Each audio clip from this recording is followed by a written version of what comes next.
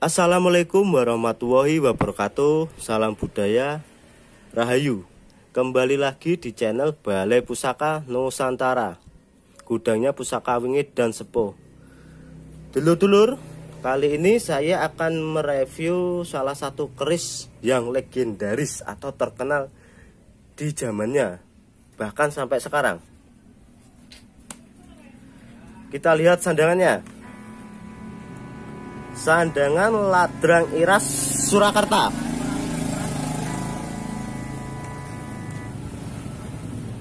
Masih bawaannya.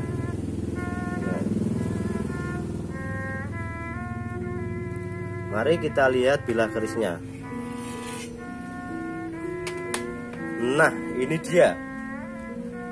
Keris lurus berdapur Kyai Kalamunyeng atau Kolomunyeng. Pusaka yang sangat terkenal di era Sunan Giri atau di daerah Gresik. Nah, kita lihat rinciannya.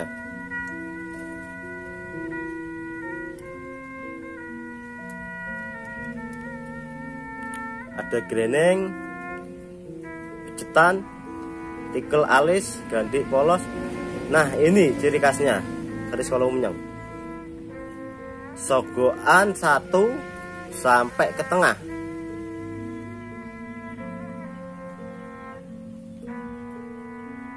Dan gonjonya gonjo wilut. Dan satu lagi, di bagian lubang peksi ada tindik emas. Makna tindik emas, orang dulu menyebutnya sebagai penetralisir atau menekan energi keris yang terlalu besar.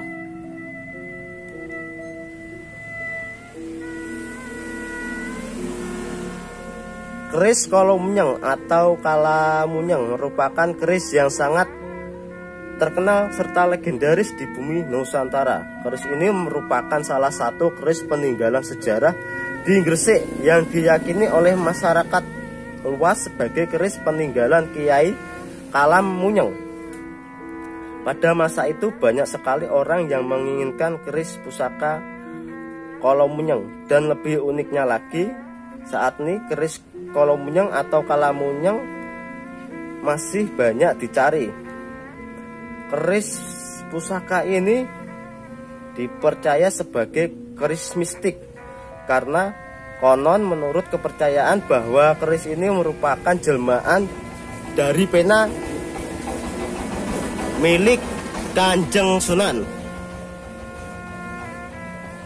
Sejarah keris Kolomunyeng juga pernah dibawa ke negeri Belanda, yaitu sekitar abad ke-17. Alasan mengapa benda pusaka ini dibawa karena keris ini mampu melahirkan semangat resistensi terhadap kompeni Belanda dan kemudian dikembalikan kembali ke Gresik pada tahun 1772.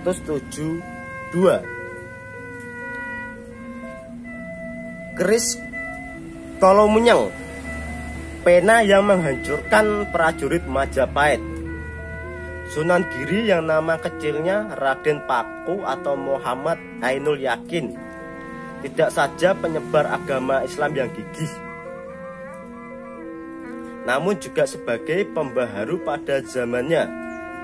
Pesantrennya yang berada di Giri Kedaton, wilayah Gresik, tidak hanya untuk belajar ilmu agama dalam arti sempit, namun juga sebagai pusat pengembangan masyarakat.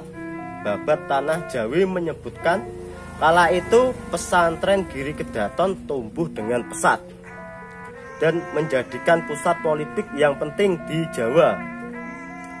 Ketika Raden Patah di Demak Bintoro melepaskan diri dari kekuasaan Majapahit, Sunan Giri bertindak menjadi penasehat sekaligus panglima militer Kasultanan Demak. Tentu saja lambat laun Demak tak lepas dari pengaruh Sunan Giri yang diakui sebagai pemimpin tertinggi di bidang agama di tanah Jawa. Akibat pengaruh Sunan Giri yang semakin meluas, tentu saja membuat marah Prabu Brawijaya. Dikirimlah Patih Gajah Mada dengan prajuritnya untuk memerangi Sunan Giri. Tentu saja membuat semua penduduk Giri ketakutan. Dikisahkan ketika itu Sunan Giri sedang menulis karena terkejut mendengar musuh berdatangan dan merusak bangunan pesantrennya. Pena atau kalam yang saat itu digunakan untuk menulis terlepas dari tangannya dan terlontar atau terlempar. Sunan Giri berdoa kepada Sang Pencipta, dan pena atau kalam yang tadi dipegang terlempar mendadak berubah menjadi sebuah keris. Ternyata keris dari kalam tadi mengamuk dengan sendirinya, melayang-layang di udara, munyer-munyer, membuat banyak prajurit Mojopahit yang menyerbu Giri tewas. Keris ampuh inilah yang memporak-porandakan prajurit Majapahit, dan sisa-sisa prajurit kabur kembali ke Jawa Timur. Sepeninggal prajurit Majapahit dan Patih Gajah Mada, keris kalam itu kembali ke depan Sunan Giri dengan berlumuran darah. Sunan Giri lantas berdoa kepada Yang Maha Kuasa.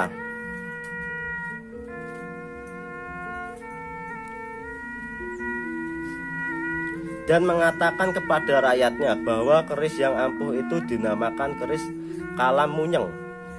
Belakangan ini muncul sebutan keris Kalam Munyeng, yang berarti munyer-munyer atau berputar di udara, atau kalam yang berputar-putar. Nah, itulah sejarah tentang keris Kolomunyang, termasuk keris legendaris yang sakti mandraguna di zamannya. Dan keris Kolomunyang ini masuk tangguh Tundung Mediun era Mataram, karena ada dua variasi, garapnya masuk Tundung Mediun, pamornya masuk Mataram. Juga disebut peralihan atau peralihan lah penyebutannya. Ini termasuk sangat utuh, teman. Nah, bisa dilihat sendiri, sangat terawat. Pamornya gajih, masuk pamor ngulit semongko, masih ada bekas-bekas minyak dibilah. Paksinya juga sangat utuh.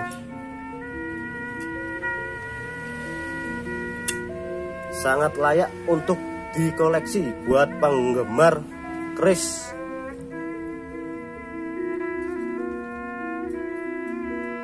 Nah, sangat gagah, berkarakter dan wingit.